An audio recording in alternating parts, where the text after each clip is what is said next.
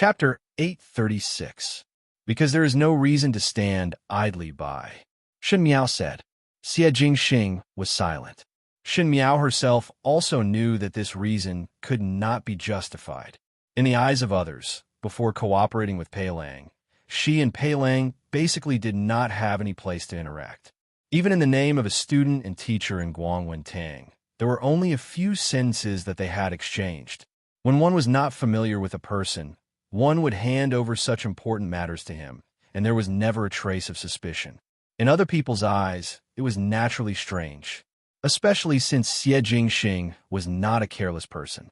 He was good at paying attention to all the details that were overlooked by others and had a keenness that made others timid.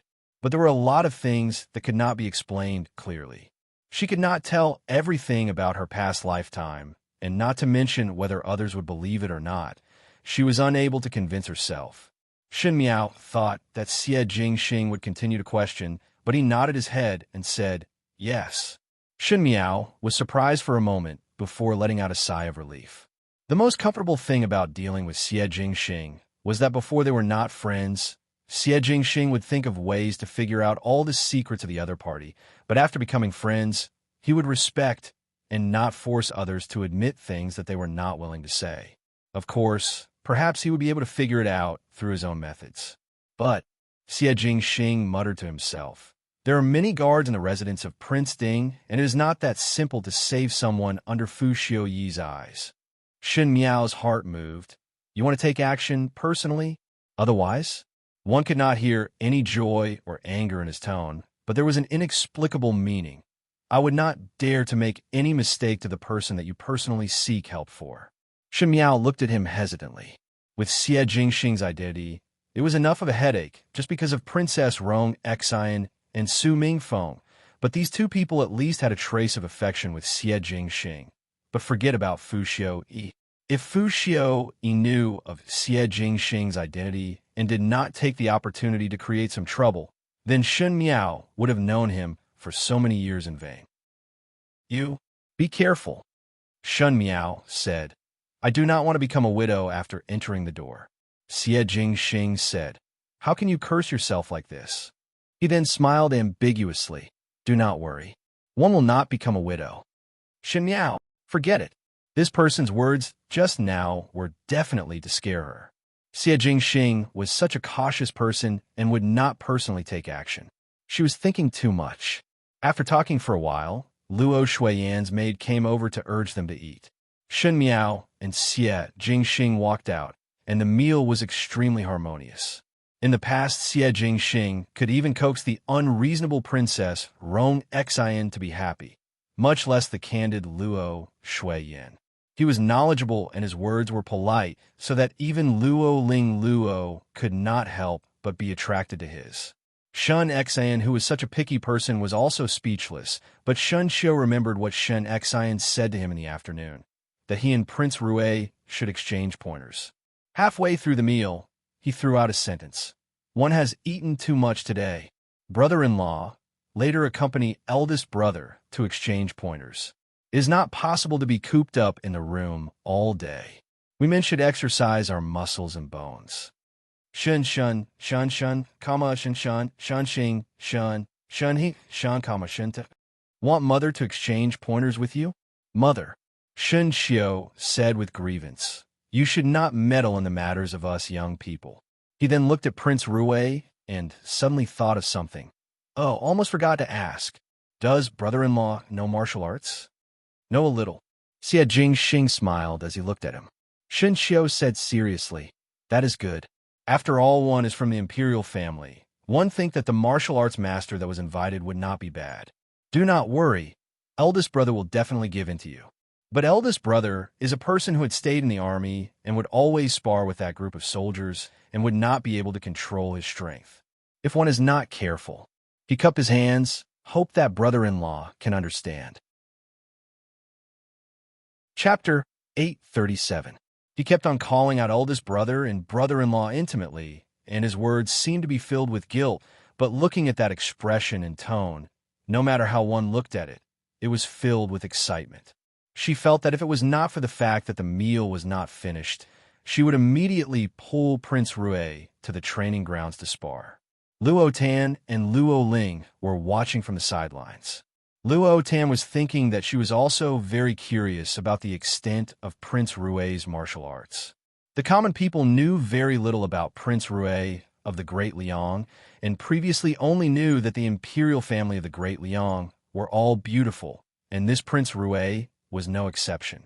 But the rest was very mysterious, and no one had specifically mentioned about his martial arts, so one think that he should not be outstanding. But Luo Tan believed in her own intuition. Last time when she went to the residence of Prince Rue to seek help, she felt that Prince Rue was a very powerful person. Shen Xiu going up against Prince Rue, what was the situation?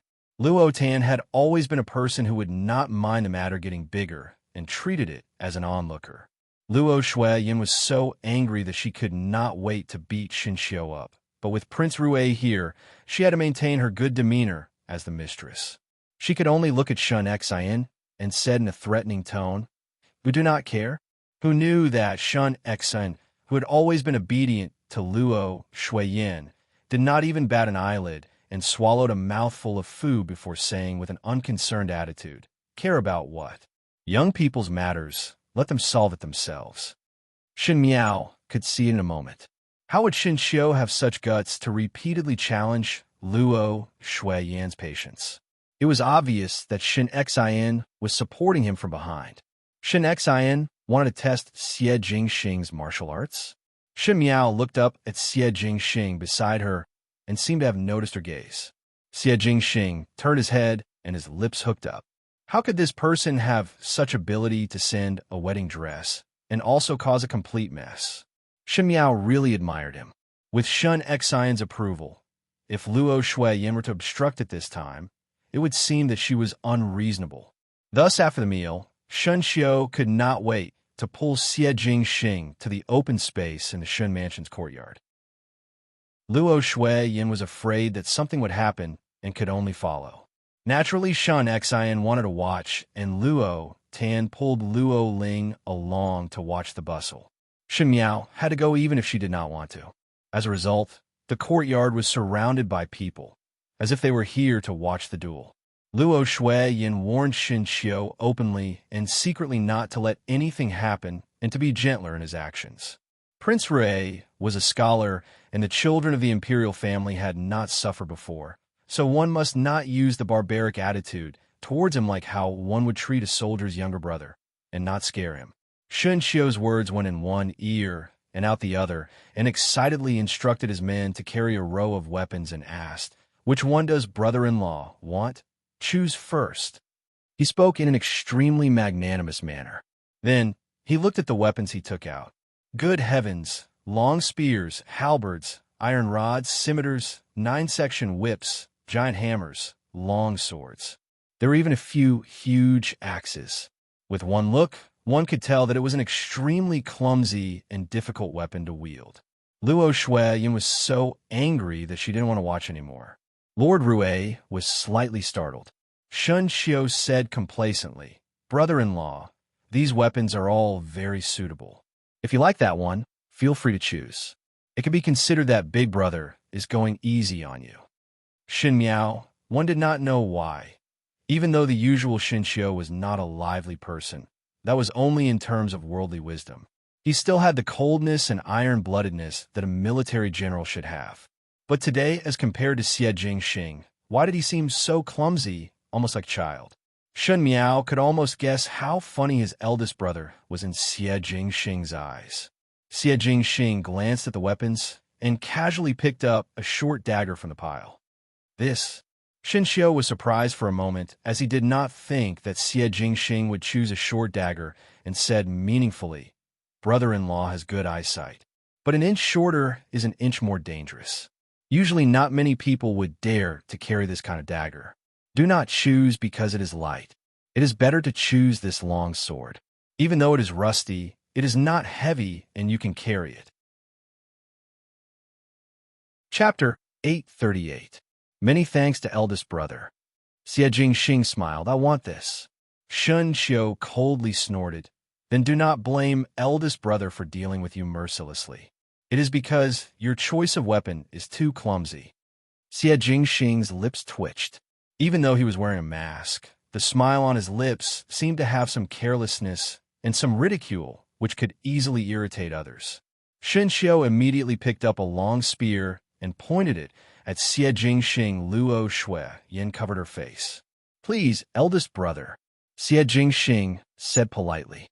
Boasting shamelessly, Shen Xiao took the lead and rushed over with the spear. Many years later, the mighty young General Shun would become Old General Shun. His military exploits were envied by countless people, and he had won countless battles. He was known as the god of war, and was respected and worshipped by all martial artists. But he still remembered this warm afternoon.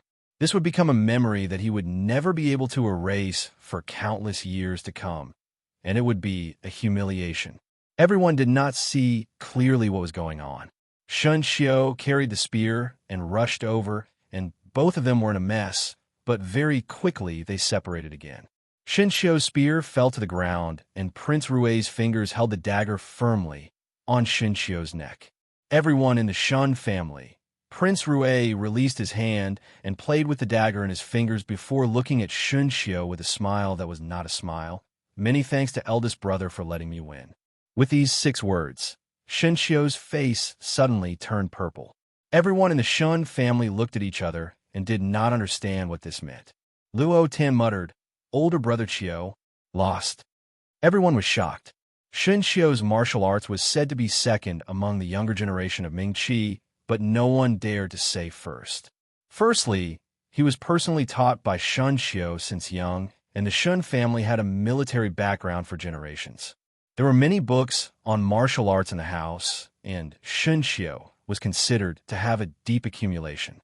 Secondly, when Shen Xiao was still young, he was brought along by Shen Xiao's side to fight on the battlefield and had seen real swords and spears. With these 2 things, it could be said that Shen Xiao's martial arts skills were all full, and there was not a bit of weakness. But Shen Xiao's spear was actually picked up by Prince Rui, and Prince Rui's dagger was still on Shen Xiao's neck.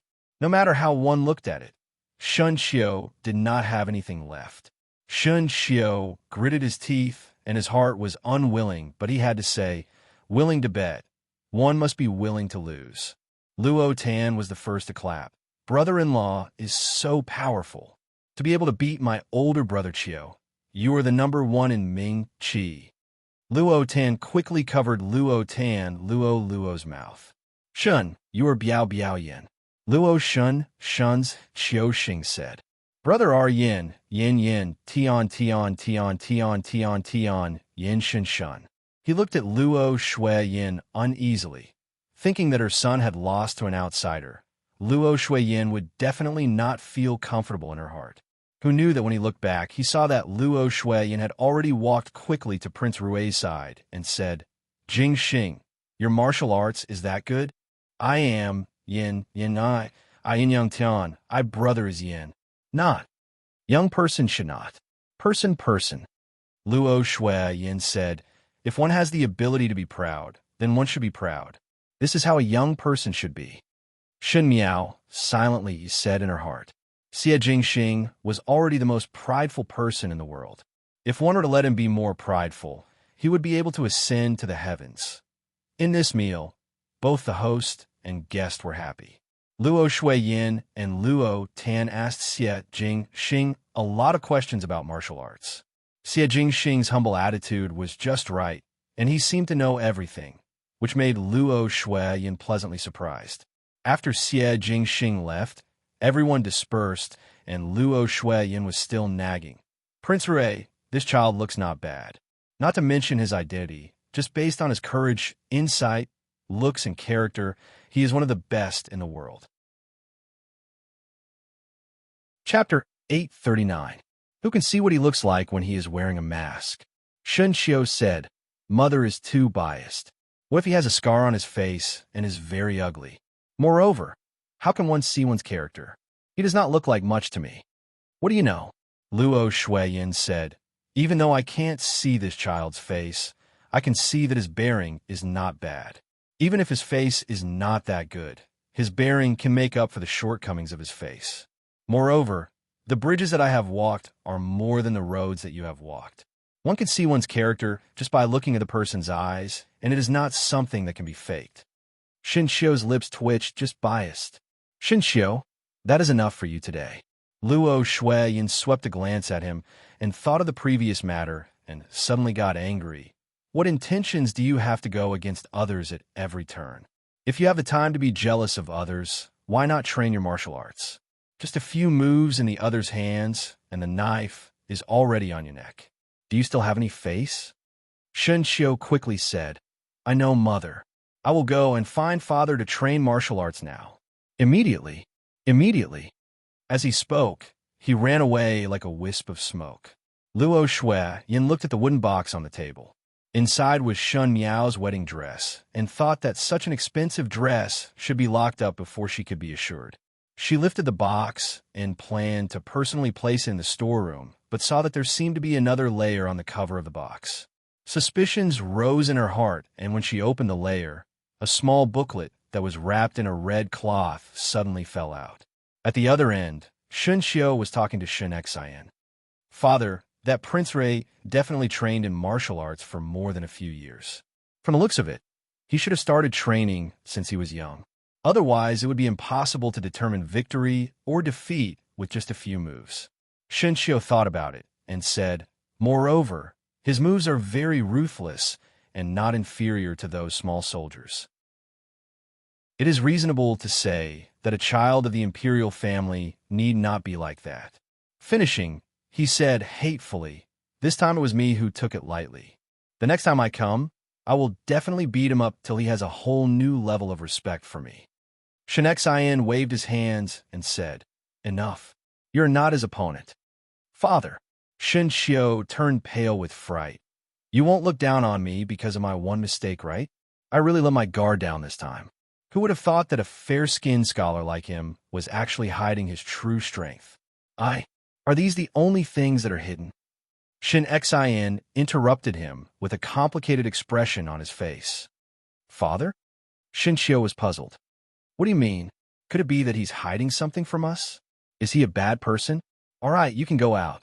Shin Xian said, don't let your imagination run wild and properly practice your martial arts. Shinshio, he had only been defeated once, but why did he seem to have become a weak scholar? Shinshio angrily left. From today onwards, he planned to go to the school grounds every day to compete in martial arts.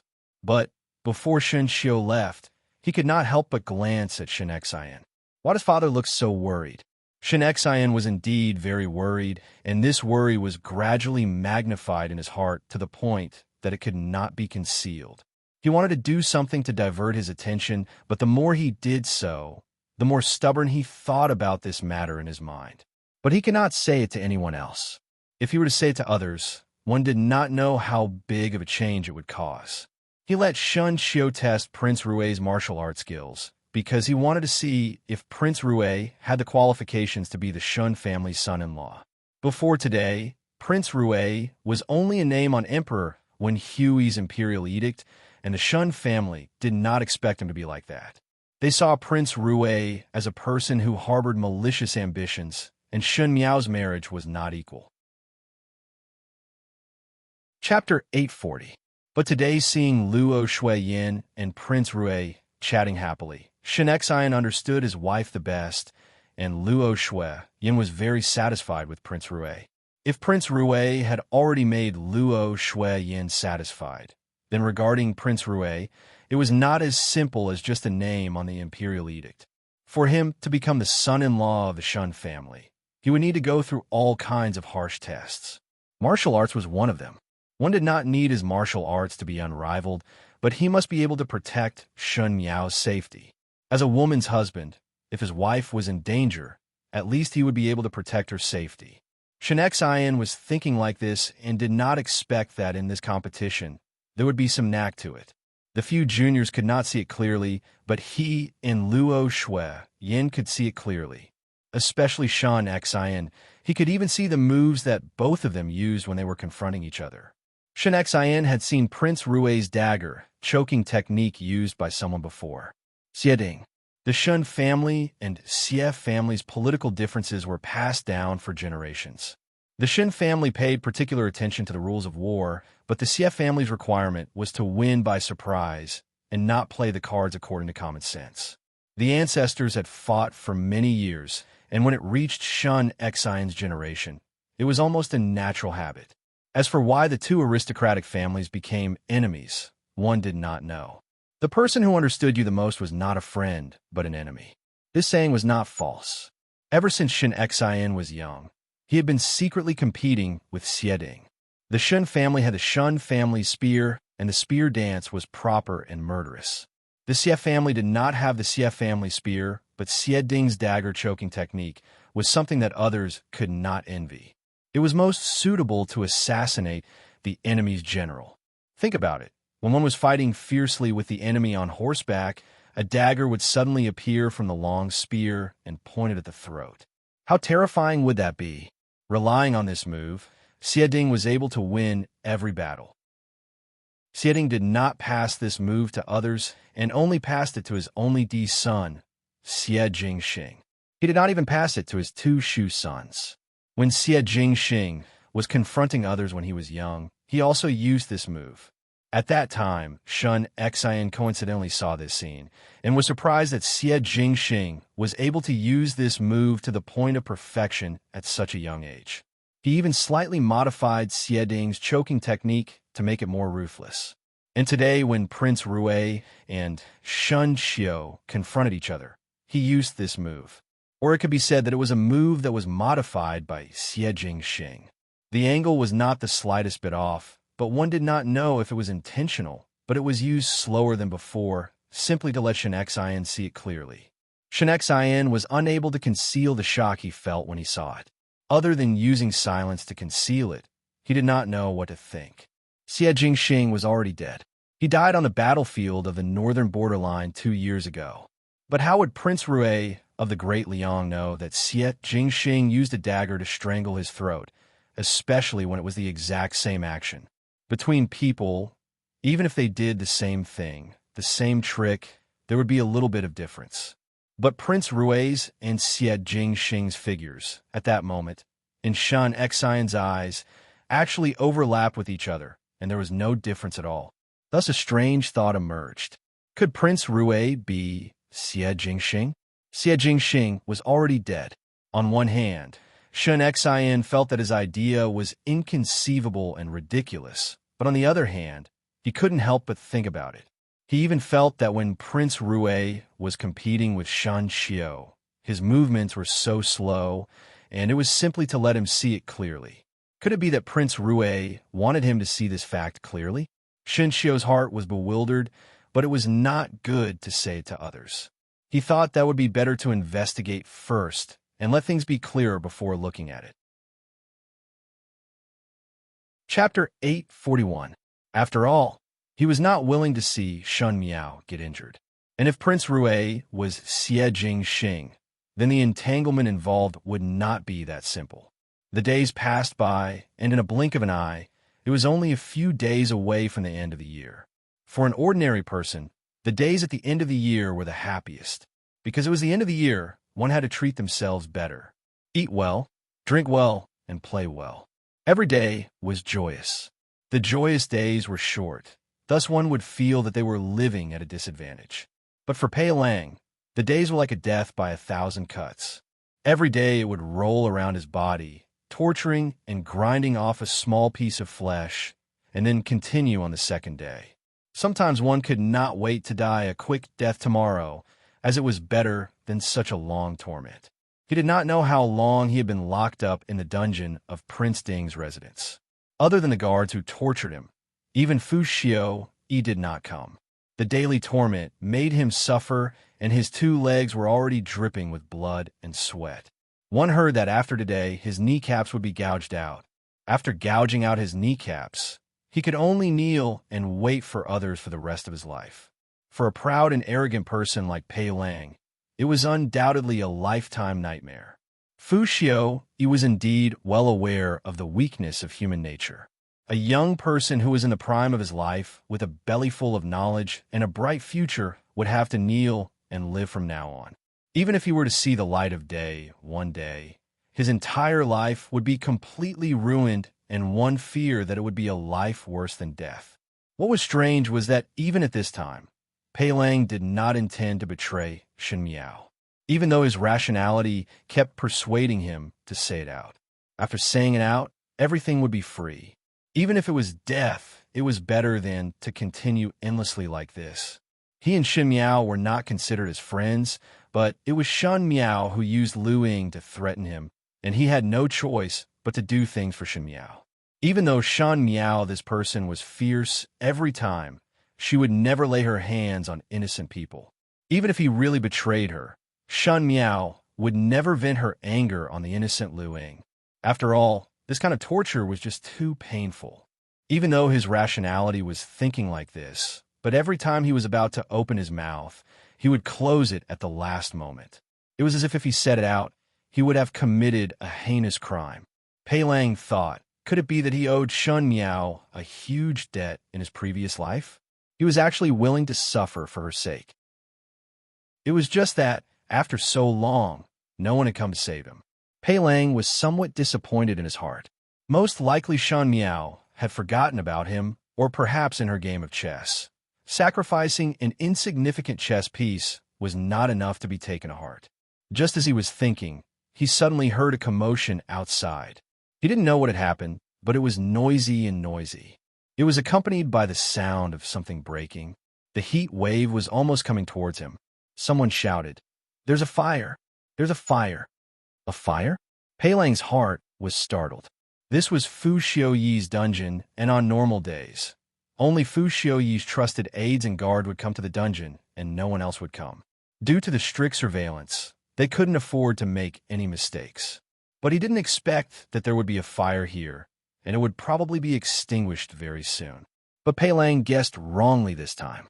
Not only was the fire not extinguished, it became bigger and bigger.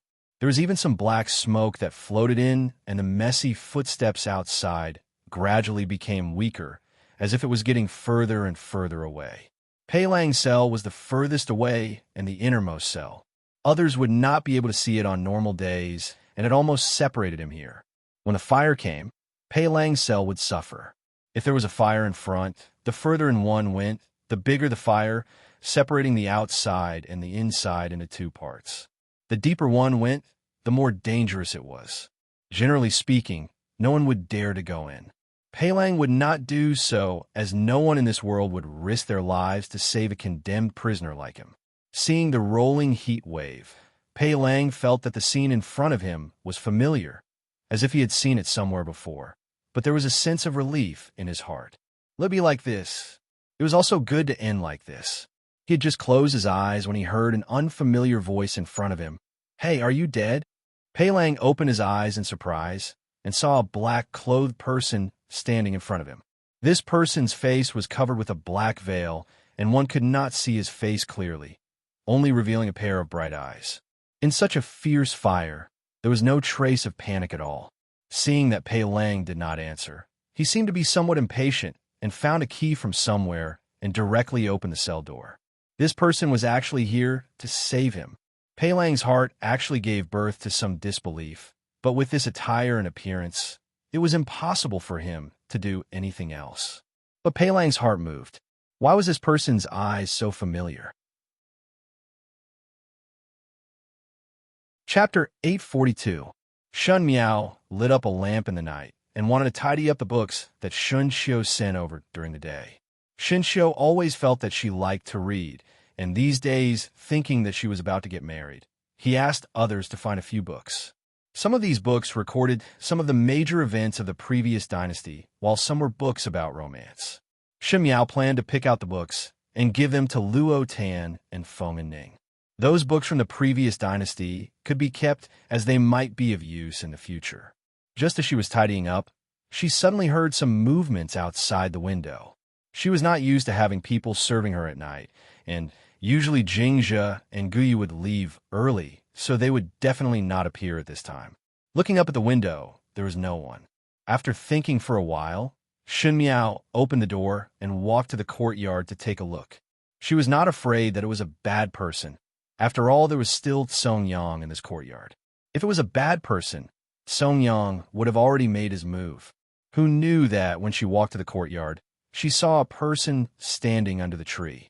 She was surprised for a moment before taking 2 steps forward with the lantern and was shocked to discover that it was Xie Jingxing. Xie Jingxing did not wear his purple robes, but changed into a black robe. When he was wearing purple robes, he was a noble gentleman, but when he was wearing black robes, there was an additional cold and austere aura. It was just that the lazy smile on his face was the same as before as he watched Shen Miao walk forward. Shen Miao felt that something was wrong with Xie Jingxing, but she could not tell what was wrong. She stood beside Xie Jingxing and asked, "Why are you standing here?" If it was in the past, Xie Jingxing would have entered the room without an invitation and went to her room to drink tea. Xie Jingxing's lips hooked up into a smile, and before Shen Miao could speak, Xie Jingxing suddenly fell toward her. Shen Miao subconsciously supported him but touched a large wet spot on his back. With a weak lantern light, she saw that it was a ghastly sight of large patches of blood.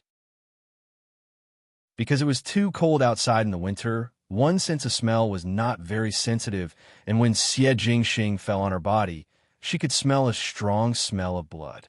Shen Miao softly called out, "Song Yang." There was no response from the surrounding, as Song Yang did not seem to be around. Shen Miao's heart was somewhat anxious. At this kind of anxious moment, Song Yang had to disappear at this time. She did not dare to alarm the others. So Xie Jingxing came rolling out of nowhere with an injury. She half-dragged and half-carried Xie Jingxing back to her room and let Xie Jingxing sleep on her couch. She then wanted to call a doctor over. Just as she was about to leave, Xie Jingxing seemed to be sober for a moment. Just to leave, Xie Jingxing seemed to wake up for a moment and said, "Meow." Xie Jingxing laboriously took out a medicine bottle from his bosom, and before Shen Miao could continue asking, he fainted again. Shen Miao made a decision in a short moment. There was still some hot water in the room that she used to wash her hands at night. She brought the hot water over and found a clean handkerchief to wet. After hesitating for a moment, she slowly untied Xie Jingxing's clothes. Under the light, the hot water, the young man's body was hot. A Mian, the body was well built. Shen Miao's face was inexplicably hot, and she tried her best to move faster. Shen to pull. Xie Jingxing Miao would Xie face to Frode. Shen Miao Shun's face. Shen Miao Shun's Shun face too. Every time Shen Miao tugged, Xie Jingxing would frown slightly, as if he felt uncomfortable in his coma. Helpless, she could only find a pair of silver scissors, burn them with fire, and carefully cut open his clothes. It was not that Shen Miao had never seen a male's body before. Just take Fu Ming's, for example. She had seen it many times, but this was different from facing Xie Jingxing. Especially at this moment, in order to protect Xie Jingxing, she did not even call Jing Zhiguyu and was alone in Xie Jingxing's clothes. Inevitably, it was somewhat awkward. Chapter 843. But very quickly, the awkwardness on her face dissipated and was replaced by a dignified expression. There were many knife wounds on Xie Jingxing's body. These knife wounds were not deep, but there were a lot of them. Even though they were not fatal, Shen Miao knew that with so many knife wounds, just the blood loss alone would be enough to kill a person. At that moment, she did not dare to be careless and immediately used a handkerchief dipped in hot water to wipe off the bloodstains around Xie Jingxing and took out the medicinal powder from the medicine bottle and sprinkled it on. After searching for a long time and not finding a clean cloth, Shen Miao could only take out a new cloth that she made and bandage Xie Jingxing's wounds. Shen Miao had never bandaged anyone before, but she had seen how Shen Qiu's soldiers did it before, thus she followed suit. Even though it was somewhat ugly, at least the bleeding had stopped. She then took out a few pills to replenish qi and blood from the cabinet. Those were bought by Luo Tan, and it was said that a female's complexion would not be good during their menstruation, and eating this would make them look better. Even though Xie Jingxing was not on his menstruation, he had lost a lot of blood, and this should be able to replenish it. Shen Miao crushed the pills and soaked them in hot water before feeding it to Xie Jingxing to drink. After finishing everything, the night was so deep that it was like a thick fog that could not be dispersed. Even the muttering of the animals could not be heard outside. Xie Jingxing was lying on her bed with his upper body naked, and his body was wrapped in 3 layers of Shun Miao's chest cloth. No matter how one looked at it, it was strange. Shun Miao's lips twitched, and she planned to turn Xie Jingxing over and check if there were any other injuries on his body. Xie Jingxing's clothes were wet, but his pants were dry. Thus Shun Miao did not suspect that his waist and back were only injured. When she was turning Xie Jingxing, her hand inadvertently touched Xie Jingxing's thigh. Shun Miao was like being burned by fire and was about to retract her hand when she suddenly felt that something was not right. The skin under her hand was hard and was not as delicate as other uninjured skin. Instead, it was like a thick layer of scab. Her heart moved, and she subconsciously lifted Xie Jingxing's trousers and saw that in the depths of Xie Jingxing's lower abdomen, there was a terrible scar that was spreading inwards. This was different from the new scars that Xie Jingxing had added today. Although there were a lot of scars today, they were not deep, so they were not fatal. However, this one was twisted and turned, and the color of the wound was very heavy. It was clearly an old wound, but after so long, there was still such a deep scar. It was clear that the injury was deep enough to see the bone. It was a ghastly sight. When Xie Jingxing was in Ming Qi, one did not hear that he was injured. Could it be that he was injured in the Great Liang? Shun Miao's heart was filled with suspicions, but she found out that there were other wounds. There were big and small wounds, and every one of them was deep to the bone. Although the wound had already healed, people couldn't help but be flabbergasted. How did Xie Jingxing survive so many life and death tribulations? She did not discover that she had already touched Xie Jingxing's thigh and was about to touch downwards when the person on the bed gave a muffled grunt and grabbed her wrist. Shun Miao's face turned red as she thought that Xie Jingxing had woken up and misunderstood that she was taking advantage of him. She subconsciously looked at Xie Jingxing, but saw that Xie Jingxing's brows were tightly knitted and lips were pursed. Both his eyes had not opened, and it seemed that he had not woken up. Shun Miao heaved a sigh of relief in her heart. Even though she still had doubts about those scars, she did not dare to touch further. Xie Jingxing's clothes were already torn by her, so Shun Miao could only take an outer garment that she made and put it on for Xie Jingxing to wear, covering him tightly. She was afraid that Xie Jingxing's wounds would not have a fever in the night, so she moved a stool and sat in front of the bed to guard. She did not know when she fell asleep. The morning sun shone brightly and the rooster crowed. When Shun Miao woke up, she discovered that she was already sleeping on the bed and her body was covered with a thick bedding. She clearly remembered that she was sitting in front of the bed to guard Xie Jingxing last night, but did not expect that she would actually fall asleep in the middle. Most likely, she was extremely tired that she did not even know that she was moved to another place when she slept.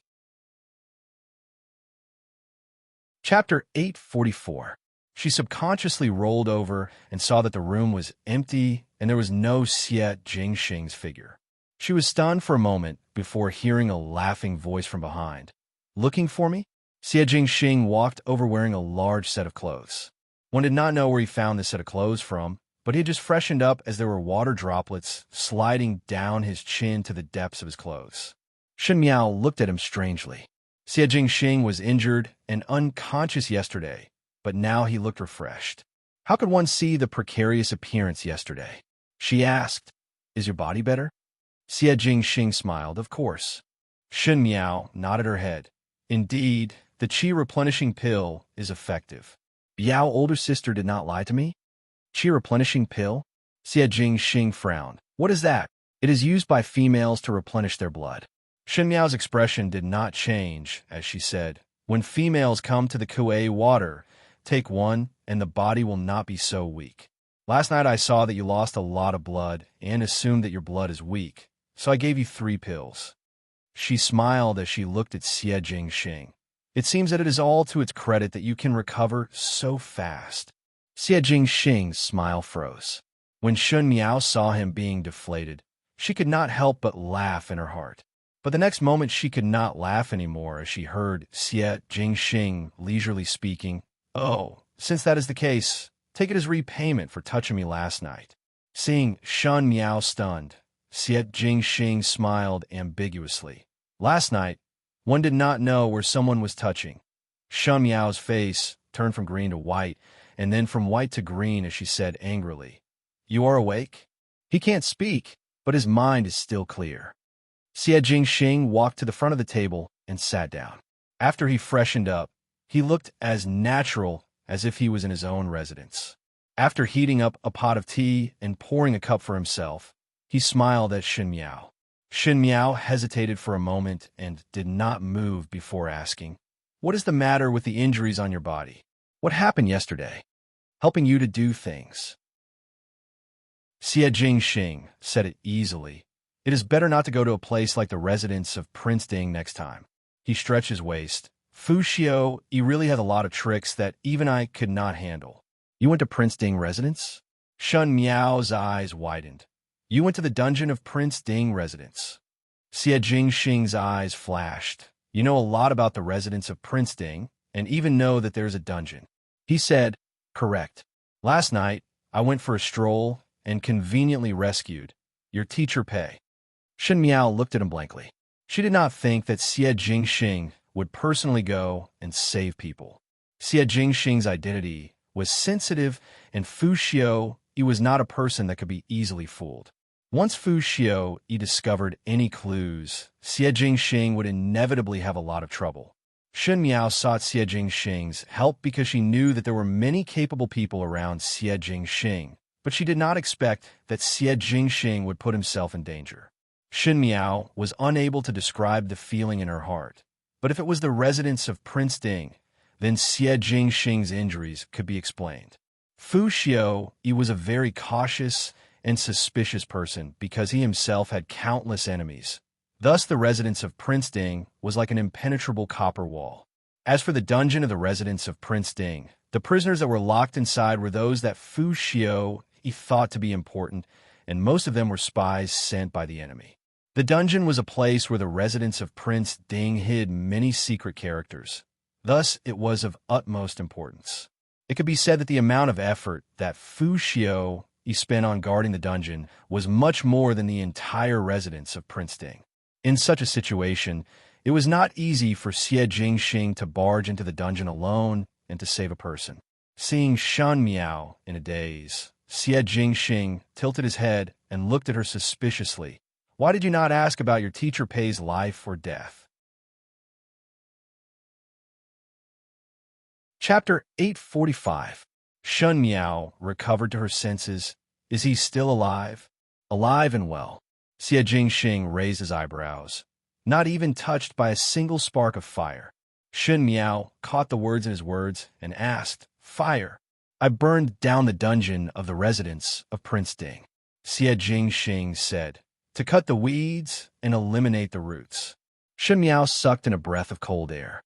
If the dungeon of the residence of Prince Ding was burnt down, then it would not be strange for Fu Xiao to exterminate the person who set the fire.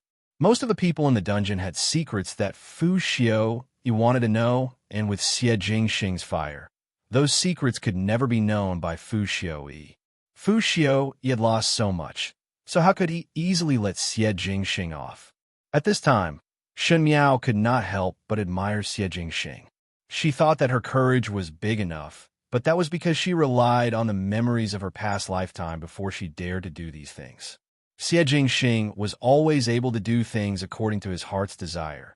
Even if he poked a hole in the heavens, he would still complain that the heavens was not strong enough. Shen Miao was silent for a moment before asking, "He is now in the residence of Prince Rui?"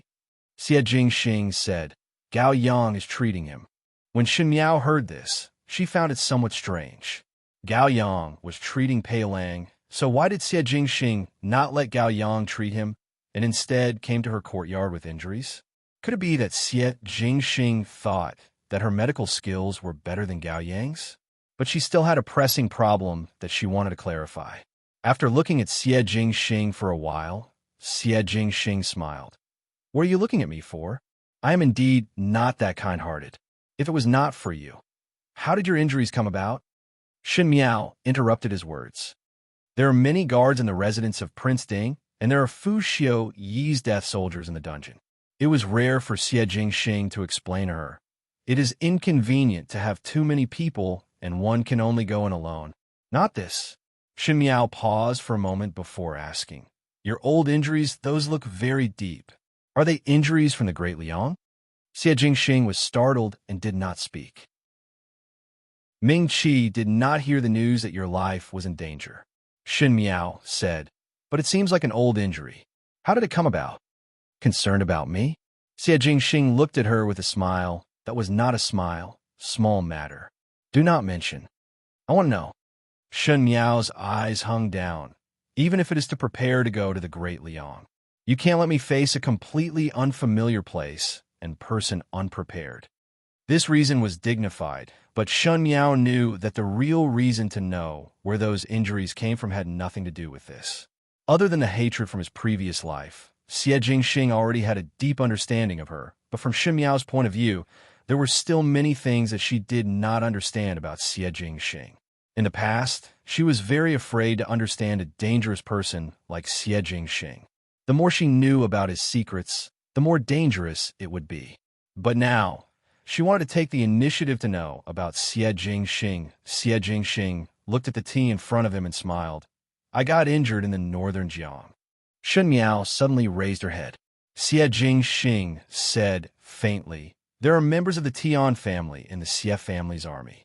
In the beginning, when I went to the northern borderline, because there was a change in the plan, I returned to the Great Liang in advance to restore my identity. But it is also a fact that there is an ambush in the Xie family army.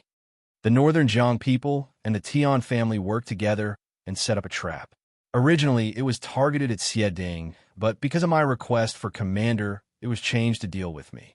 That day, I was prepared, but did not expect that the Marquis of Lin An's trusted aide was the Emperor's people, and he plotted against me. Even though there was the Great Liang's MOU army secretly supporting me, I was also seriously injured. Imperial older brother sent people to beat me at my own game and replaced me with a deceitful beam. The Emperor thought that the plan was successful, but in fact I was brought back to the Great Liang to recuperate and was able to get out of bed and walk around after recuperating for half a year. He looked at Shin Miao and smiled disapprovingly. To be accurate, it was injuries in Ming Qi. Chapter 846. There was a huge wave in Shin Miao's heart, but in the blink of an eye, she woke up. She was wondering why Xie Jingxing would be injured. So that was how it was. Many things had changed between his previous life and this life, and the father and son of the Xie family were one of them. In the past life, it was the Marquis of Lin and Xie Ding who went on an expedition and died in defeat. Following that, the residence of the Marquis of Lin and declined, and Xie Jingxing received the imperial general's order to go on an expedition again. But he also ended up with thousands of arrows piercing his heart.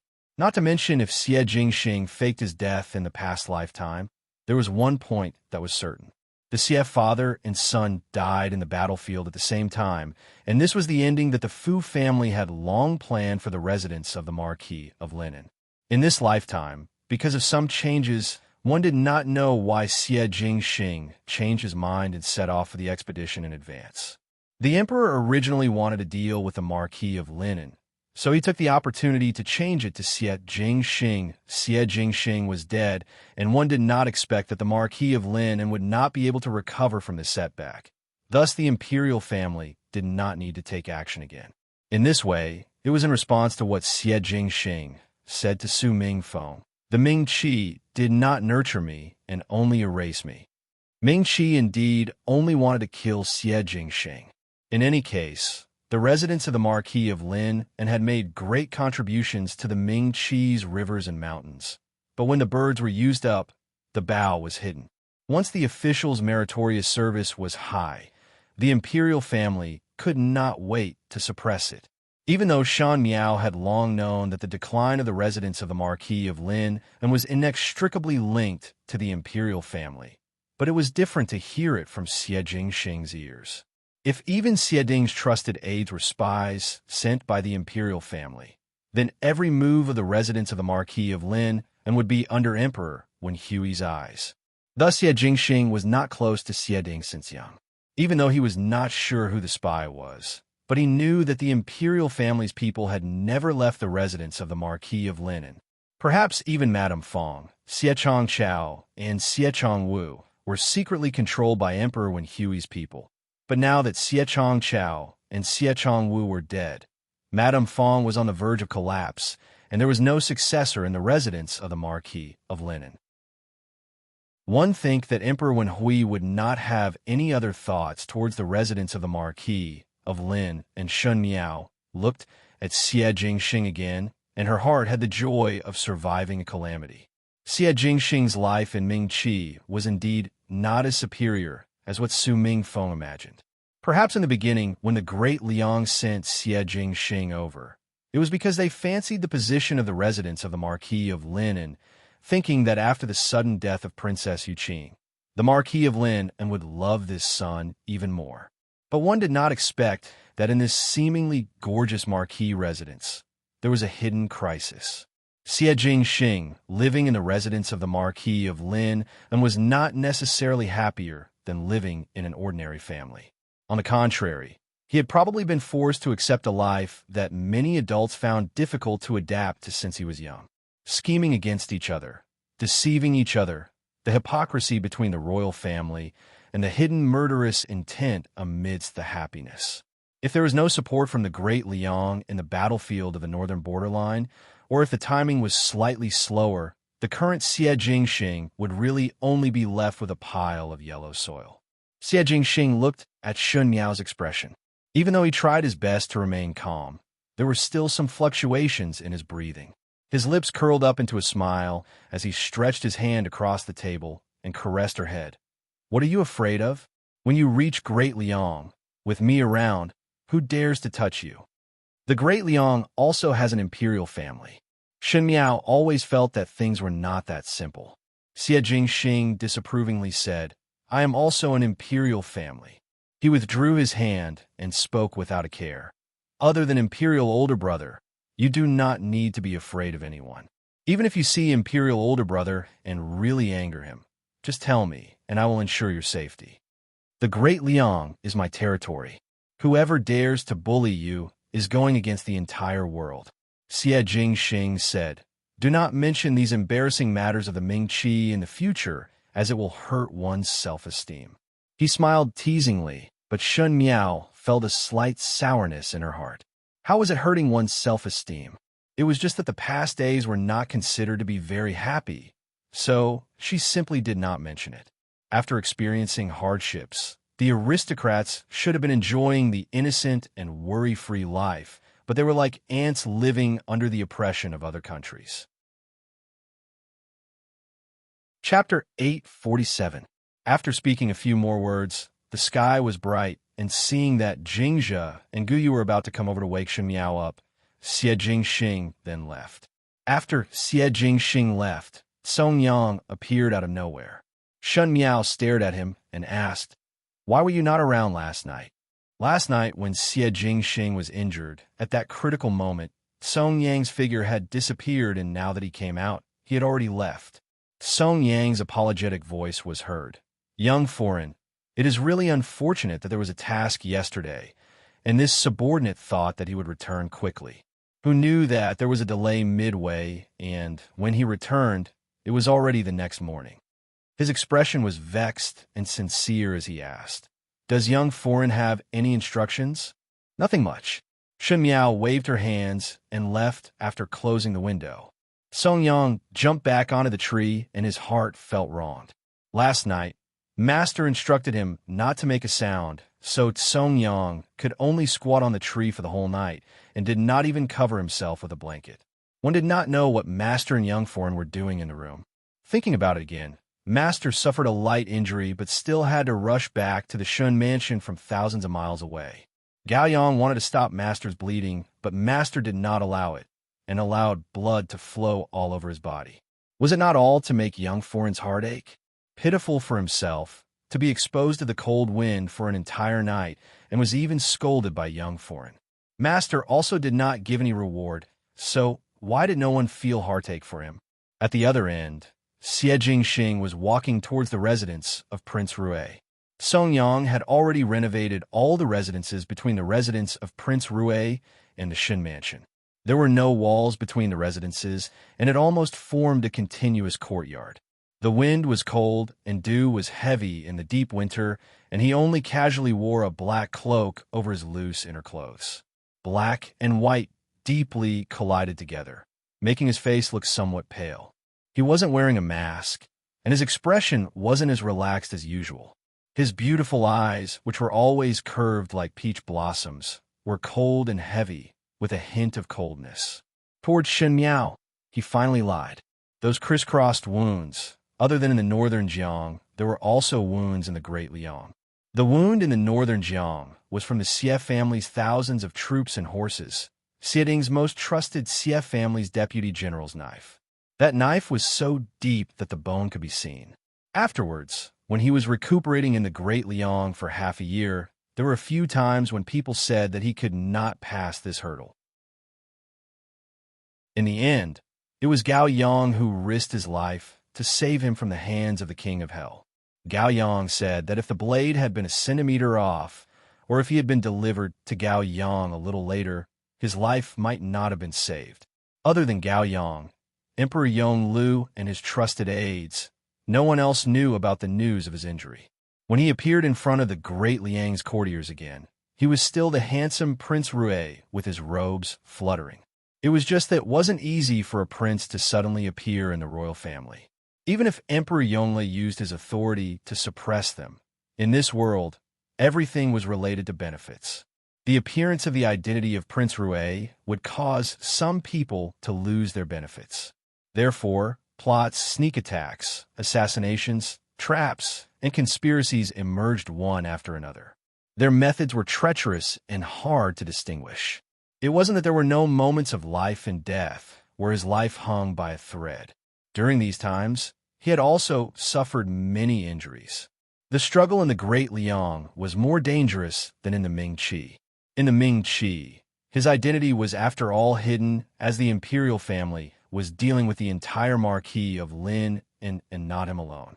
In the Great Liang, all his dangers came from the title of Prince Rue. All the big and small arrows in the dark were all aimed at his life. And every time, after a deep crisis, the one who appeared in the court the next day was still Prince Rue with a lazy smile. A long-term plan. In everyone's heart, Prince Rue was a scheming and ruthless enemy. They no longer acted rashly.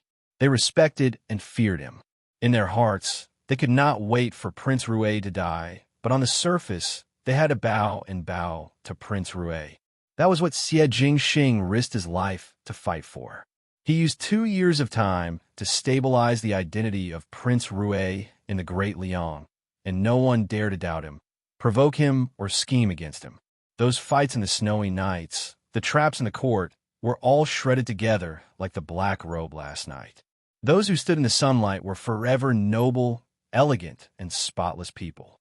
Shen Miao said, "Even if it is to prepare to go to the Great Liang, you cannot let me be unprepared to face a completely unfamiliar person and place." In this winter morning, Xie Jingxing was walking slowly, and his green boots made a rustling sound as he stepped on the snow. There were ice crystals swaying on the trees like hanging jewels. A faint smile slowly floated on his lips. What was there to prepare for? Anyway, all the troubles would be swept away by him before that. Chapter 848. On this day, there was an uninvited guest in the residence of Prince Rue. The person who came was armed with a long sword and looked mighty and majestic. With one look, one would know that he was someone who had gone through many hardships on the battlefield. His brows were resolute, and there were traces of hardships as he stood straight at the entrance of the residence of Prince Rue. The guard at the door stopped this burly man, but this man said, "Bring me to see Prince Rue." This person's tone was really big, but the people of the residence of Prince Rue were used to being overbearing, and even the servants had some arrogance. One did not fall into this person's trap and instead said respectfully, "There is no invitation." His Highness does not see outsiders. Just as the burly man was about to get angry, he heard a surprised voice from inside. General Shun? Looking up, it was Tai Yi, who walked over in big strides. When he walked closer, he glared at the guard and said respectfully, General Shun, this servant is not sensible and hope for the magnanimity to forgive. This subordinate will bring you to see His Highness. That guard's eyes widened. Most likely he just understood what kind of person General Shun was and then looked suspiciously at the other party, as if he did not expect that the other party would come at this time. Shin Xian had a stomach full of anger, and these days he tossed and turned restlessly. Every time he thought of his suspicions in the past few days, he would not be able to sleep well. He thought that with the passing of time, this matter would gradually be forgotten, but one did not expect that the longer it was, the harder it was for his heart to let it go. Shin Xian was a person who did not like to stir things up. Once there was any doubt or tiredness, he must make it clear, not to mention that this was a big matter that concerned Shun Miao's entire life. Thus, he finally decided to personally make a trip to the residence of Prince Ray. No matter what the ending was, he must make it clear. Who knew that when he just arrived, he would meet a guard who did not have eyes, which made his already uneasy heart even more unhappy. Fortunately, Tai Yi was a sensible person, and when he saw that Shin Xian was somewhat unhappy, he changed his ways to make him happy. He only said that recently everyone in the residence of Prince Rui was busy with the marriage matters, and it was to let Shun Miao have a grand marriage and not lose face in Mingqi. Shun Xian followed Tai Yi all the way, and indeed, as Tai Yi said, the entire residence of Prince Rui was decorated with lanterns and colored banners, making it look very festive. In any case, the people of the residence of Prince Rui placed a lot of importance on this marriage, and it was a comfortable matter. Shin Xian's heart then felt much more comfortable. When they reached the door of a room, Tai Yi stopped his footsteps and said, This subordinate cannot enter His Highness' study, as someone had already informed before. General Shun can enter directly. Shin Xian thought that the conversation between him and Prince Rui would be very private and could not be heard by outsiders. If the servants could not enter the study, it would be much more convenient. At the same time, he had some doubts in his heart. Prince Rui did not allow the servants to enter, but only allowed him to enter. Could it be that he was not afraid that he would make a move on him? But after turning around, it was clear that with the skills that Prince Rui had displayed when he was competing with Shin Xiao, he would not be forced to the point of being helpless. Even though he was thinking a lot in his heart, Shin Xian's face was still calm as he responded and lifted his feet to walk towards the door. However, he saw a furry white thing suddenly jumping out from the door. Upon a closer look, it was a white tiger. It was just that its body was still small, and most likely it had not matured yet as it shouted at him in a childish voice. Shin Xian almost subconsciously brandished his blade to chop it down. It was Tai Yi who immediately went forward to carry the white tiger away before Shin Xian took a deep breath and pushed the door open to enter. In the room, Prince Rui was sitting on a chair reading a book.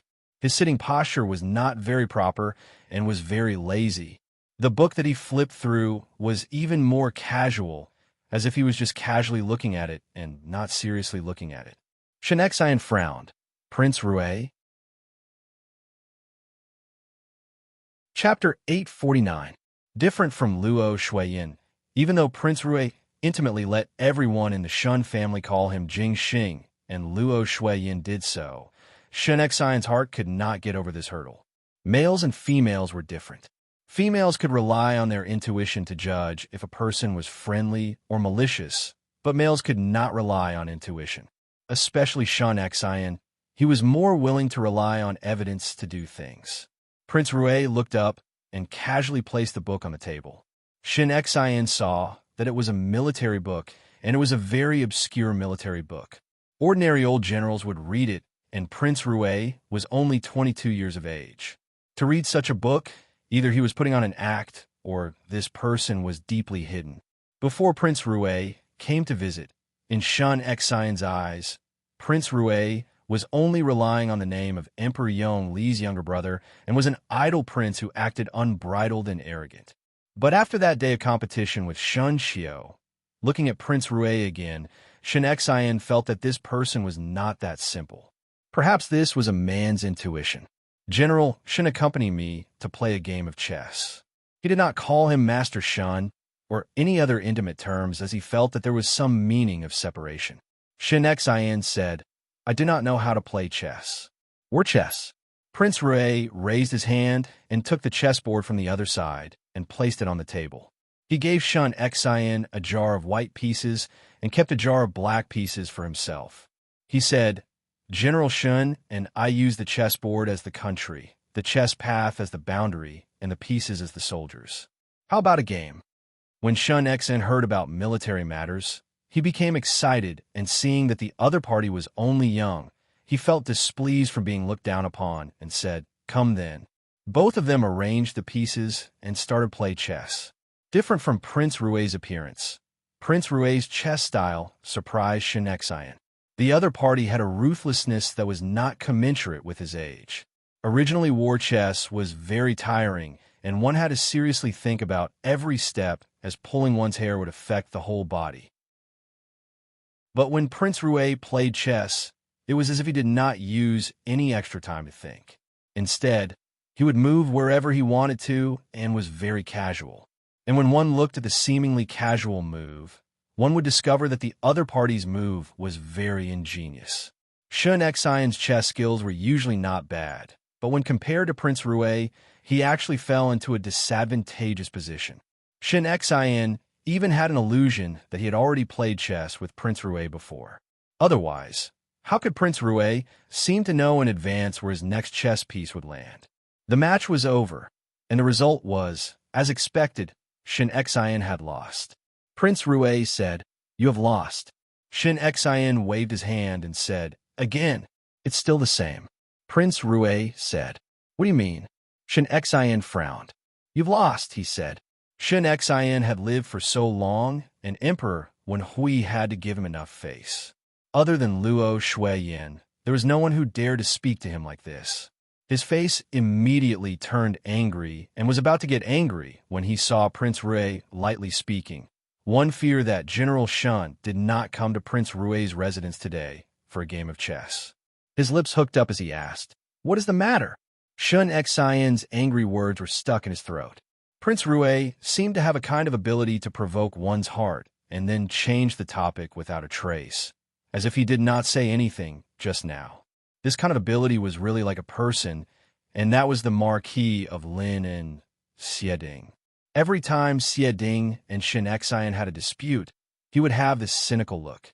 Shen Xian had an honest character and was easily serious, but he was played around by that scoundrel Xieding. Suddenly thinking of Xieding, he thought of his motive for coming to Prince Rue's residence. When Shen Xian thought of this, he did not even have the mood to get angry at Prince Rue. He looked straight into Prince Rue's eyes and did not let go of the slight smile on Prince Rue's face as he slowly asked, Previously, when you were competing with Shun Xiao in the Shin Mansion, where did you learn the move of pressing the dagger against Shun Xiao's neck? Chapter 850. Hearing that, Prince Rue smiled. General Shun is talking about the dagger locking the throat? I used it so slowly and thought that General Shun had seen it clearly. Why? Do you need me to do it again for General Shun to see? Shen Xian was surprised for a moment, and his heart suddenly swayed. Prince Rue indeed did it on purpose. He had already said that the dagger locking the throat that day seemed to be deliberately used slower, as if it was deliberately to let him see clearly what kind of move it was. At this moment, hearing Prince Rue admit it, Shen Xian's heart was unable to describe what kind of feeling it was, but there was more suspicion. He asked, You know that it is called the dagger locking the throat. How did you learn it? Learn it long ago. Prince Rue lazily said, Did General Shun not see it before? Did General Shun not see it before? Shen Xian's brain made a bang sound, as if thunder exploded in his heart, causing every inch of his body to tremble uncontrollably. Many years ago, on the streets of Mingqi, he had accidentally seen the son of the residents of the Marquis of Lin and Xieding's son using this move on others. At that time, he thought that Xie Jingxing's move was much more powerful than his father's. Now, Prince Rui said, "Did General Shun not see it before?" Prince Rui had never come to Ming Qi before. Shen Xian had never seen anyone use this move before. Shen Xian's heart was like a stormy sea. At this moment, he was at a loss for a moment. He did not know if he should show a surprised or horrified look, but the other side of his heart was calm. These few days of tossing and turning in bed had been confirmed at this moment that his suspicions were correct. He asked, "Are you Xie Jingxing?" Prince Rui directly took off his mask. Shen Xian sucked in a breath of cold air. The relationship between the Shun family and the residents of the Marquis of Lin and was not good, but it was because of this that Shen Xian understood the residents of the Marquis of Lin and the best. Xieding gave birth to a son that seemed to be born to counter him, and Shen Xian had expressed that he was very happy, but in his heart he secretly admired Xie Jingxing. He felt that even though this youth was a little mischievous, he had a kind of straightforwardness and freedom that the noble young masters of the Ding capital did not have. Therefore, Shen Xian clearly remembered Xie Jingxing's appearance. The person in front of him now looked more mature and handsome, but there was still a shadow of the past between his brows. Shen Xian understood in that instant. Some of the things that had troubled him previously seemed to have finally been answered. He said, "What's going on? Shouldn't you explain yourself?" His tone was like a senior disciplining a junior. Shen Xian even had the absurd illusion that he was helping Xieding discipline his son. Xie Jingxing smiled gently and poured a cup of tea for Shen Xian. Father-in-law drank tea and listened slowly.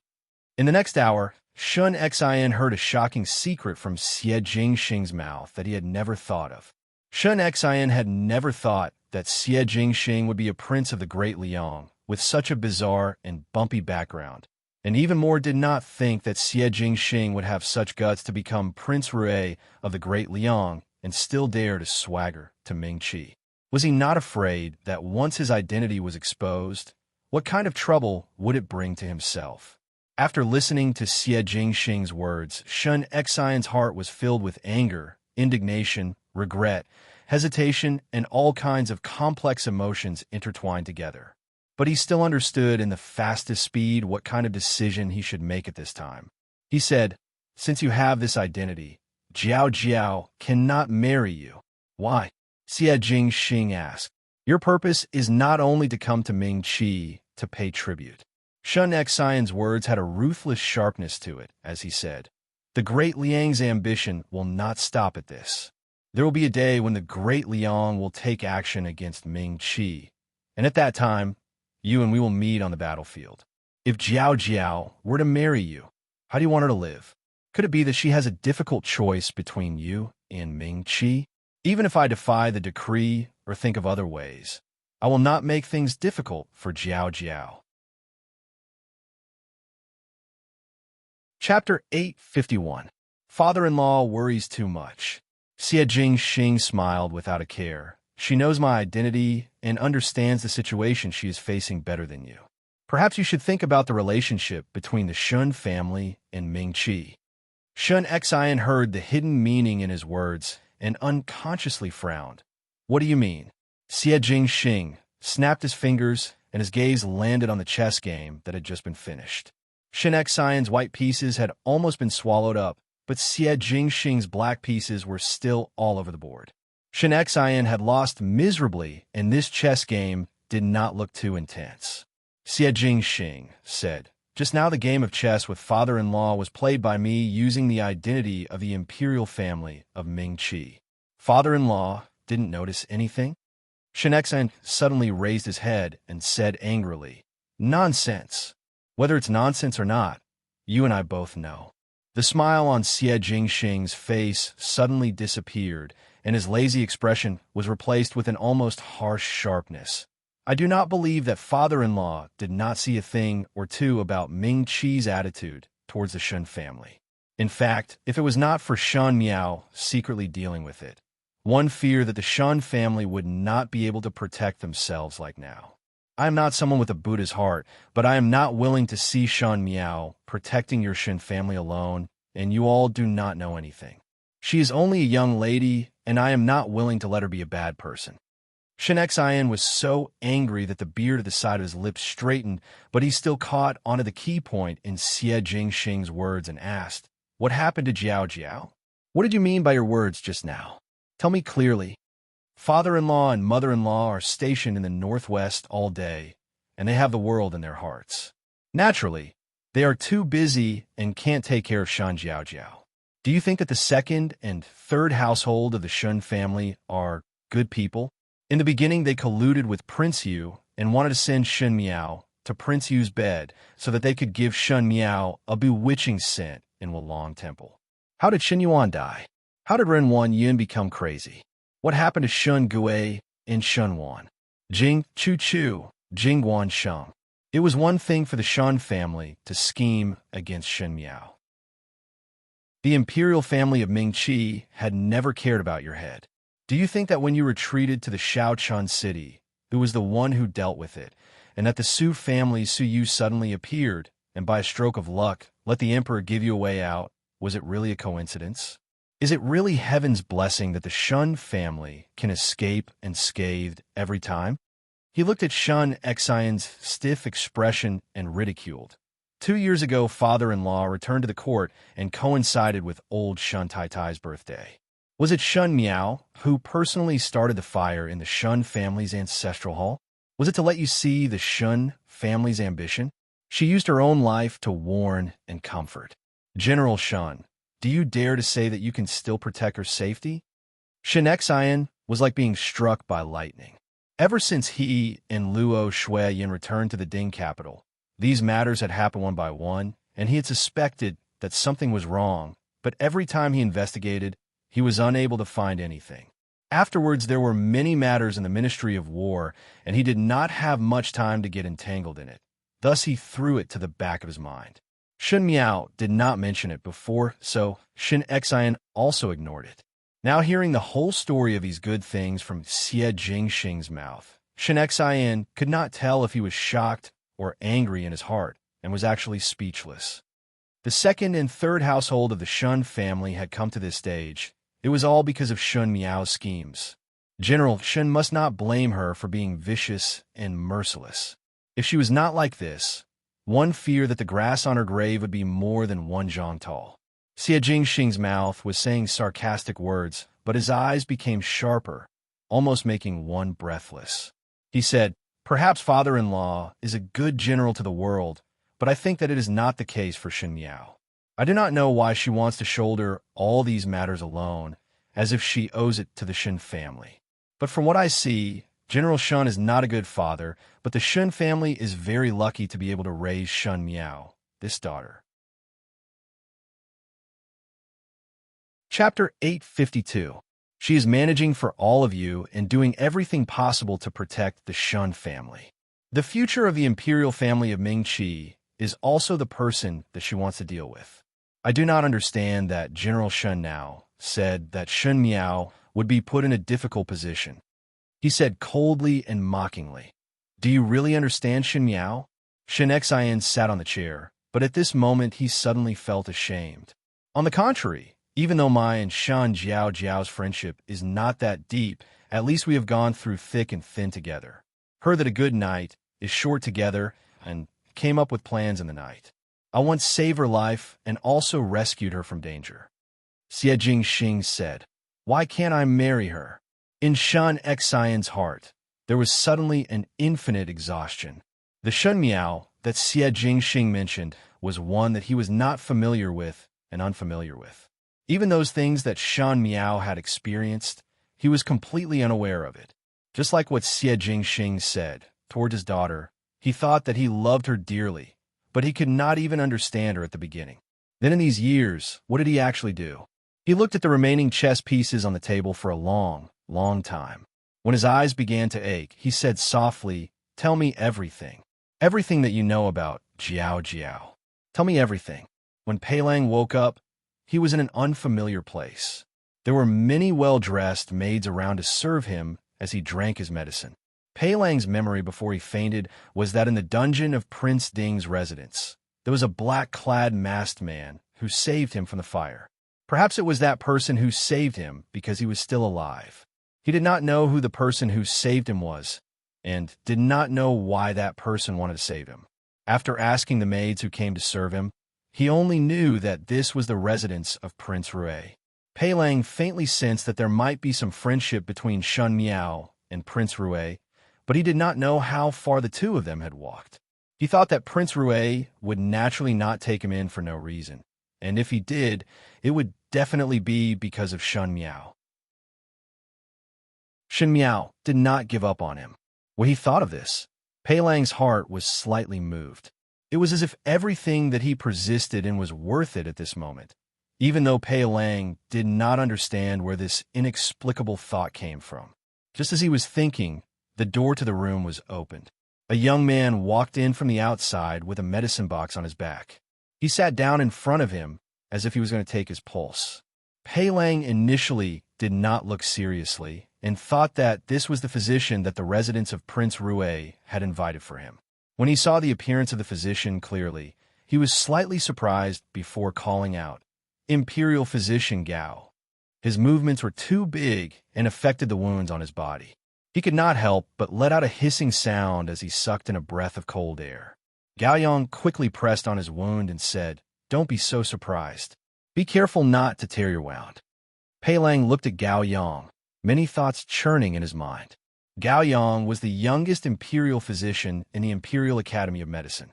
He was said to be highly skilled, but no one could say for sure. But the imperial family was extremely fond of this young imperial physician. Most likely it was because he was good with words and often made Emperor Wen Hui happy. In addition to his good looks, in the eyes of the imperial concubines, he was more pleasing to the eye than those old men in the imperial physician court. Since he was an imperial physician from the palace, he would not treat people outside the palace for no reason. Moreover, this was the residence of Prince Rue. Pei Lang's first thought was that Prince Rue had borrowed Gao Yang from Emperor Wen Hui, but this thought was quickly rejected by Pei Lang. Even though the medical skills of the Ding capital were precious, it was not only Gao Yang alone. Prince Rue did not need to find Gao Yang and alarm the imperial family. Then the second possibility was that Gao Yang and Prince Rue had some friendship in private. This possibility was really shocking. He looked up at Gao Yang and his eyes were somewhat doubtful, but his face had a gentle and elegant smile. Why is Imperial Physician Gao here? Chapter 853. As Gao Yang was taking Pei Lang's pulse, he said, "Prince Rue summoned me over to take a look at your illness, so I came over." After he finished taking the pulse, he said, "It is almost stabilized, but Prince Ding had previously used torture on your legs and injured your muscles and bones. I have to give you acupuncture, otherwise your legs would be crippled in a short while." Pei Lang was surprised for a moment. Fu Xiu was extremely ruthless towards him and seemed to hate those who betrayed him. Even though he did not want his life, he most likely did not think of keeping him alive. Thus he did not care much about crippled limbs. In fact, if no one had saved him from the fire, according to Fu Xiu's words, his kneecaps would have been dug out in these few days. At this moment, hearing Gao Yang's words, even if Pei Lang was always calm, his heart could not help but feel a sense of survival after a disaster.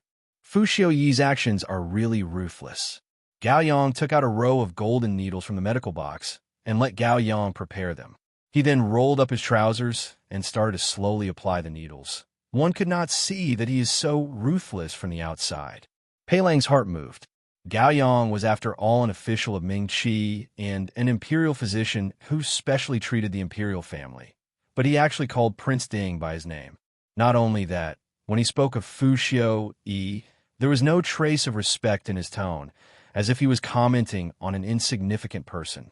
With Gao Yang's identity, not only was he not cautious, he was like this. It was somewhat strange. Gao Yang did not even raise his head and concentrated on applying the needles on Pei Lang when he suddenly opened his mouth. "Do you want to ask what kind of friendship do I have with Prince Rue?" Pei Lang paused before smiling. "Is Imperial Physician Gao willing to tell this one?" "To tell you the truth, I am Prince Rue's person," Gao Yang said. This time it was Pei Lang's turn to be speechless.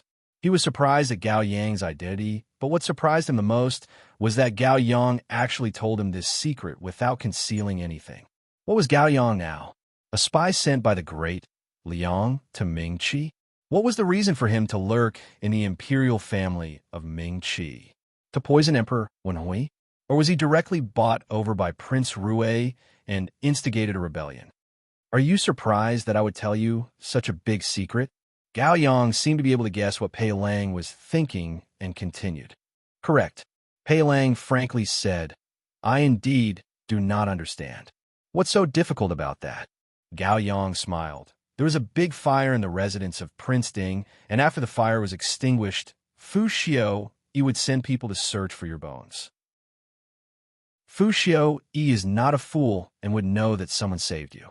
The person who saved you even burned down his dungeon. Fu Xiao Yi will naturally put this account on your head. After provoking the residence of Prince Ding, only the residence of Prince Rui can protect you in Ming-Chi. No matter if you are willing or not, you are tied together with the residence of Prince Rui. Since that is the case, we are all on the same side, so what secret cannot be said? Gao Yang raised his head and smiled at Pei Lang. We are all grasshoppers on the same boat? Pei Lang didn't know what had happened, but he was forcefully tied together by someone. They even said that they were grasshoppers in the same boat. He didn't know whether he should be depressed or not, but he quickly caught the crux of Gao Yang's words. The fire in Prince Ding's residence was set by you? Gao Yang, of course. Pei Lang sucked in a breath of cold air. That dungeon was the most important place in the entire residence of Prince Ding, and the people locked there were very useful to Fu Xiao Yi. To be burned down by someone. Pei Lang could guess the raging anger in Fu Xiao Yi's heart. Under the heavens, there was actually someone who dared to do that. What Gao Yang said was right. In the entire Ding capital, the only place that Fu Xiao Yi feared was the residence of Prince Rui, and only the residence of Prince Rui could protect him. Pei Lang hesitated for a moment, but still asked the question that he wanted to ask the most. It was Prince Rui who saved me. Otherwise, who would have such great ability to save you out? Gao Yang said, no one would dare to take this risk. But why did he save me? Pei Lang probed. Was it because someone else requested him to do so? He did not know if Gao Yang knew about Shun Miao's matter.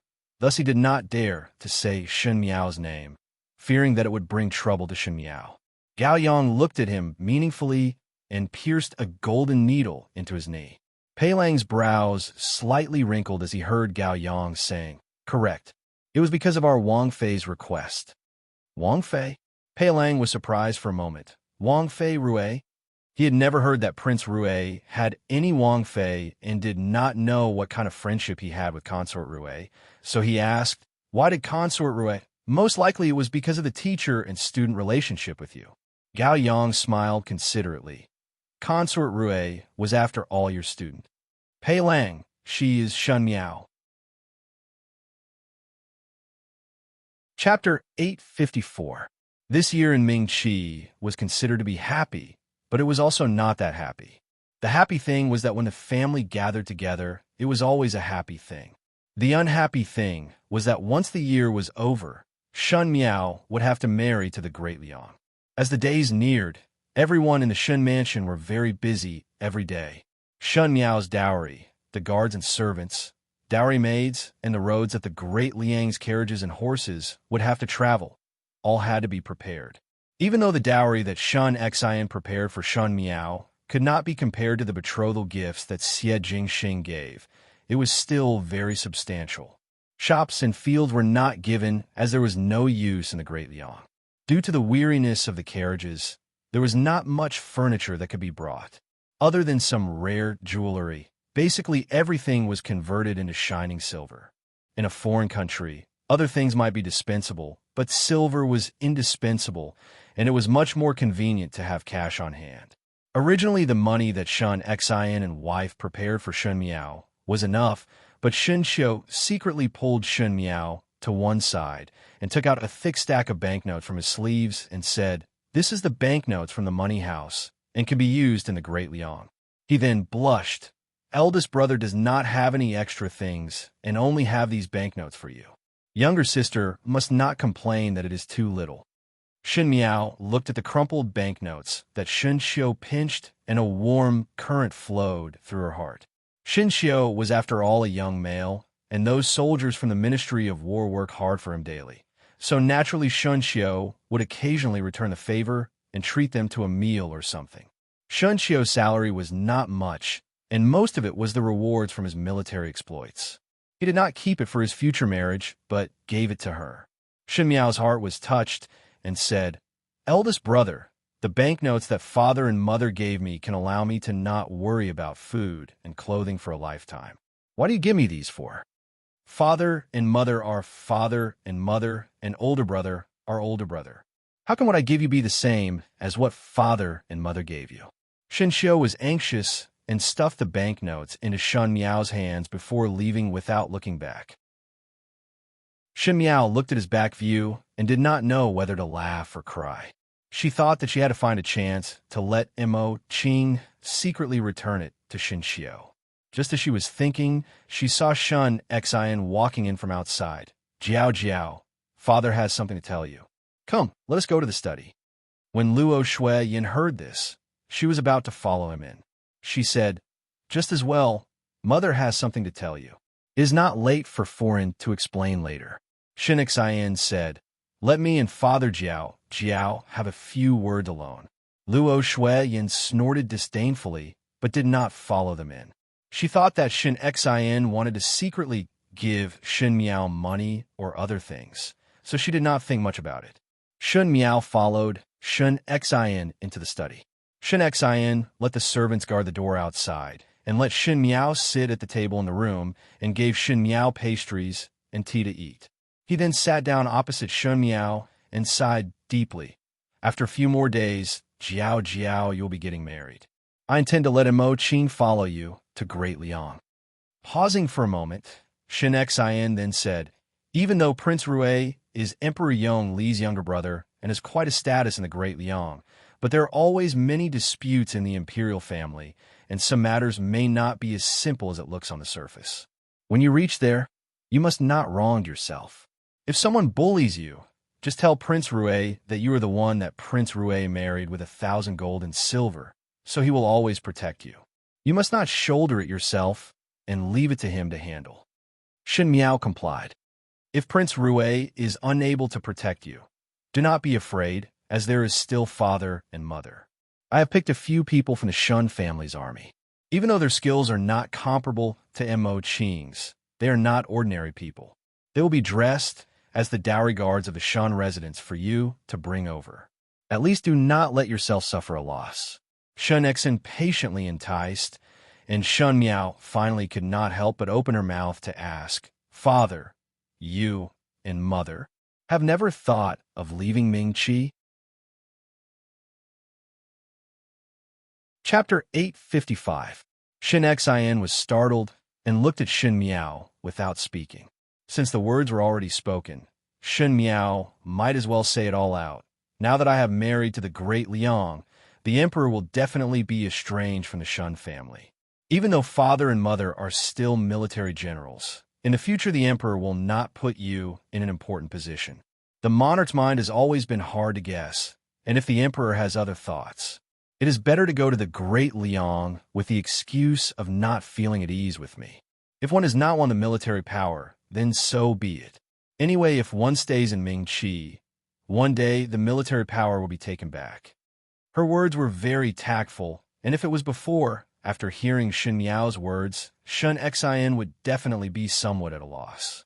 But that day, Xie Jingxing spoke to him for a long time, and after listening to Shin Miao's hints, Shin Xian immediately understood. He could not help but smile bitterly in his heart. So his own daughter had already reminded him so many times, but why did he not take it to heart even once? Was it because of the Shun family's teachings of being loyal to the country?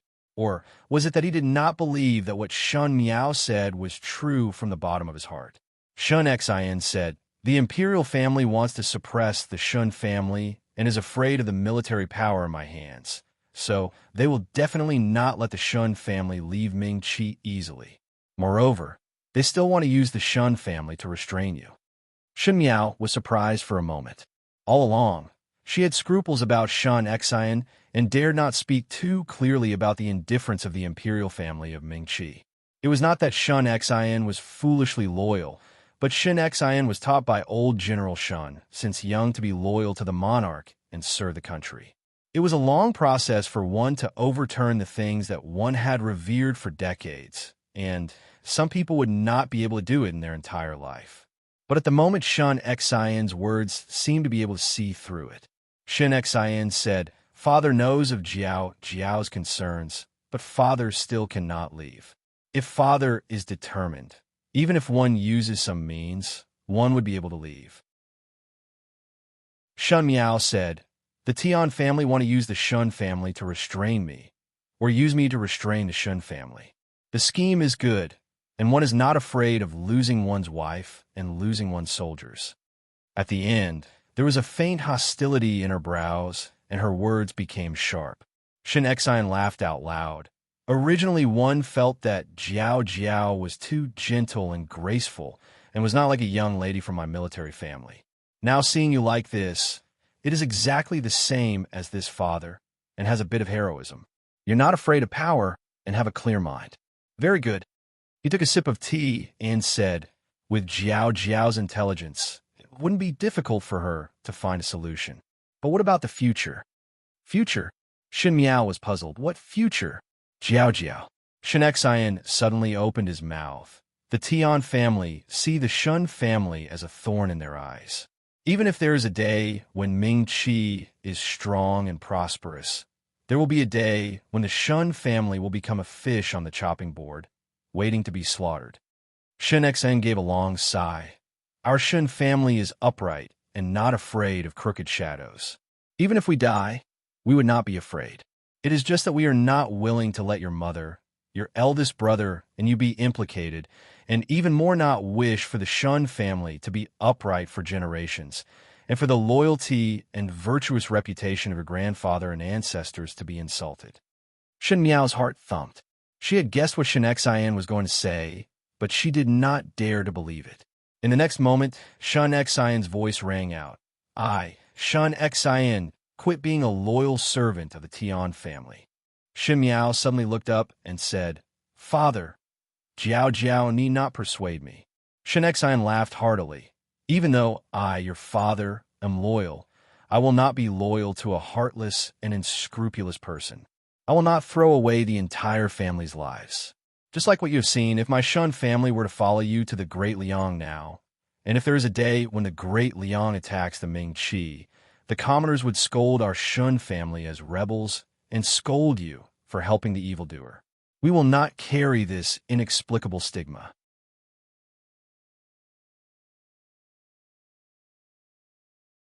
Chapter 856. And we will stay in the Ding capital, and you'll marry far away. If there is a day when Ming-Chi and the Great Liang meet in battle, and you do not appear, you are just a female living alone in a foreign country and helpless, thus the commoners will not blame you. And it is even more impossible for my Shun family to collude with the Great Liang in Ming-Chi, so naturally we will not carry a groundless stigma. Shun Miao shook her head. In that case, could it be that father will use the name of the Shun family's army to replace Ming-Chi to fight against the Great Liang? No.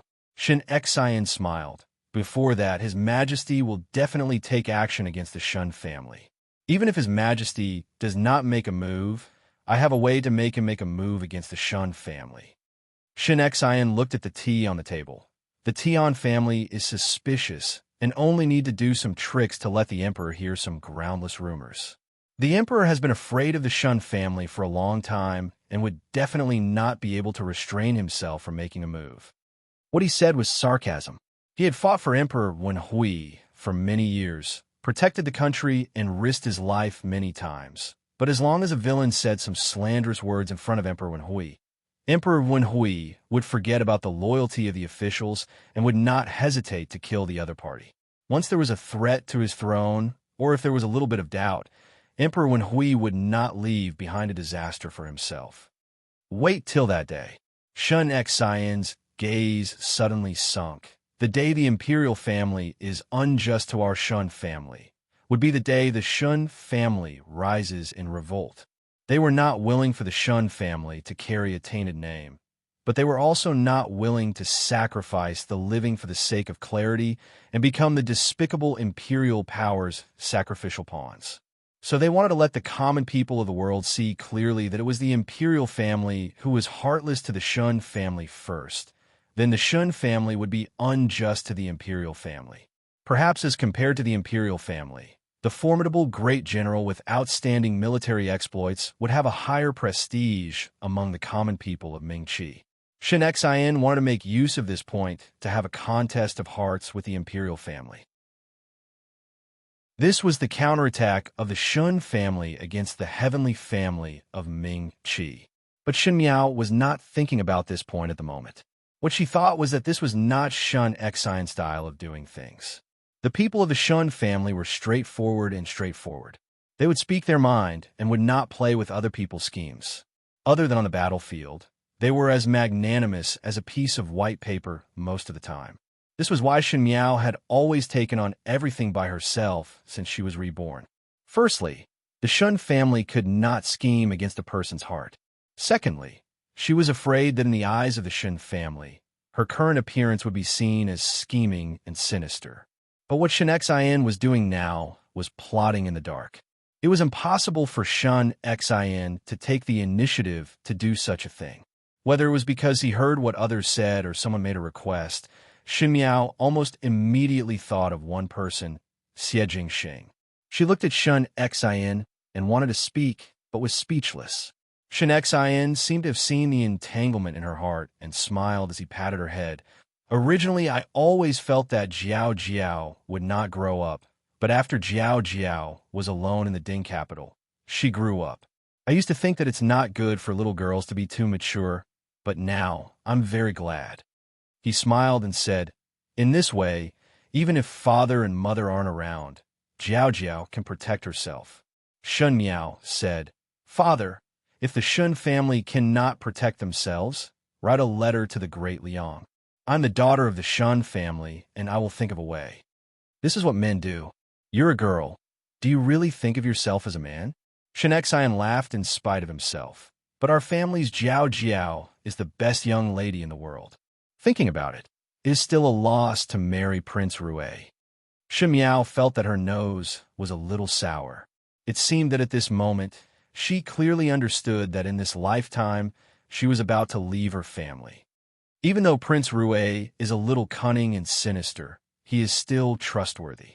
Since he promised to marry you, he would protect you. If you like him, then do not worry about anything. Like what you like and do what you want to do. That you're tuning in to the Romance Rendezvous YouTube channel. We're so grateful for your support, and don't forget to subscribe to join us on this incredible journey through captivating stories. Your generosity through donations truly makes a world of difference, as it's the primary source of revenue that allows me to expand and enhance this channel for you. Thank you from the bottom of my heart for being a part of this adventure.